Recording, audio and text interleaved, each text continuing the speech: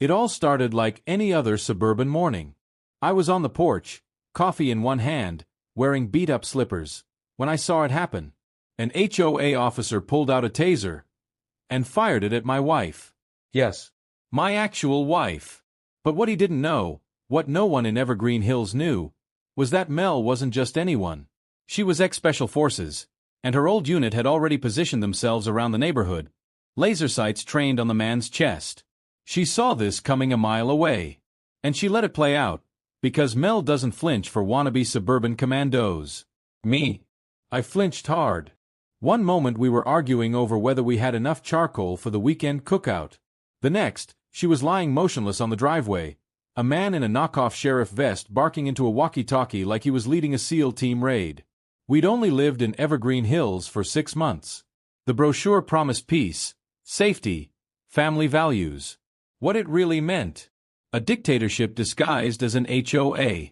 Every house looked like a carbon copy. Lawns trimmed tighter than a military fade. And heaven help you if your trash bins rolled out a second too early. Mel thought it was hilarious. The HOA rulebook was thicker than her deployment dossier. But she played along, for the good schools, the quiet nights, and 0 late-night EDM raves. Then came the Jeep. Her matte black military Jeep. A beast. One tire nudged over the edge of the driveway. The next morning, we got a violation that looked like it came from Homeland Security. I laughed. She didn't. She scanned it and filed it under Evergreen Insanities. Yes, she made a folder. Then came Clarabelle. Yes, that's her real name. She ran the HOA like a pastel-colored dictator. Cardigan, clipboard, judgment in every glare. She claimed Mel gave off aggressive masculine energy. Mel just smiled and went back to tuning her Jeep suspension. That earned us weekly random inspections. And multiple citations for, get this, combat vehicle presence. But the real madness began when they formed the Evergreen Civil Integrity Squad. 5 guys. Dressed like they got kicked out of mall security school. Camo pants, black polos, oversized badges that read, Code Enforcer.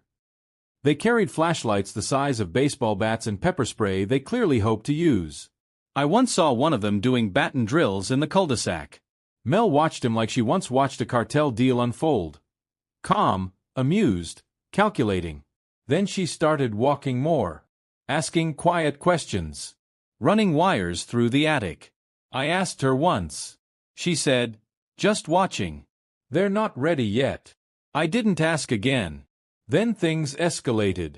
Cameras on stop signs. Fines for sidewalk chalk. They cited an 80-year-old woman for non-regulation gnome orientation. One gnome had a middle finger up. They treated it like a hate crime. Then I caught one of them peeking into our window. Mel didn't scream. She just asked, want to see if your pepper spray works on someone who's been tear-gassed before breakfast? He left. Quickly. The 4th of July cookout was the breaking point. Mel parked her Jeep right next to the HOA sign. The Integrity Squad arrived like clockwork, tactical vests, citation pads, body cams running like they were breaching a safe house. One guy barked a warning. Mel stood there, arms crossed. Then, taser fired. She dropped. And suddenly, red laser dots lit them up like a Christmas tree. Her old team. Rooftops. Hedges. Alley. Silent. Precise. Mel opened one eye and said, "Huh. That's what it feels like when an amateur does it." But she wasn't done. The HOA kept escalating. New rules banning military-style vehicles. Banned flags. Fined wind chimes for non-compliant frequency. No joke. She said nothing. But her war room grew. Neighbors started sharing stories. Unlawful fines. Harassment. Someone got cited for reflective dog collars. Mel compiled everything. Legally installed cameras. Recorded drone flights. Documented every false citation and every violation of privacy. Then the sidewalk chalk incident happened. Kids drew unicorns. Families got $100 fines. That was it. The next HOA meeting? Packed. Parents yelling. Clarabelle trying to hold control. Mel. Sitting in the back. quiet, holding a folder the size of a phone book. The next day, we got another citation. Violation. Presence of warlike aesthetic. Mel smiled. It's time. Another neighborhood cookout. Jeep parked. Flag in the windshield. Same taser-happy officer approached. Mel stood in front of her Jeep and said, "You'll have to go through me." He fired. She dropped. Again. But this time, her team stepped forward. No weapons. Just presence. Mel stood up, pulled the wires off like dental floss, and said, "Everything's documented." Then a man in a suit stepped forward. Agent Daniels. DOJ. Civil Rights Division. We've been monitoring Evergreen since February. Today confirms enough to proceed. The taser cop? Arrested. Another tried to object. Daniels replied, "Impersonating law enforcement is a felony." Clarabelle showed up, flanked by board members. Daniels turned to her. "You authorized the task force. You're responsible." She laughed, said it was private. Daniels. "Your charter expired 18 months ago. You've collected over $100,000 in illegal fines. That's not private, that's federal." Mel handed over more documents, emails, footage, fraud. Daniels.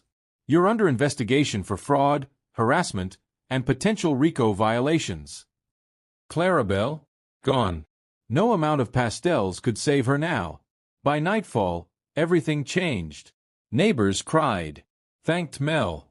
Jim across the street said he thought he'd have to sell his Mustang to pay HOA fees. A week later, HOA dissolved. Fines nullified. Task force disbanded. Mel deleted the war room folder and went for a jog like nothing happened. Then came the next emergency meeting. Someone nominated her for HOA president. She accepted with a shrug. Her first act? Shred the rulebook. Second, ban all fines, patrols, and citations. "This neighborhood will run on trust, not fear," she said. Then she turned and added, "If anyone finds a clipboard labeled Civil Integrity Squad, throw it into the nearest fire pit."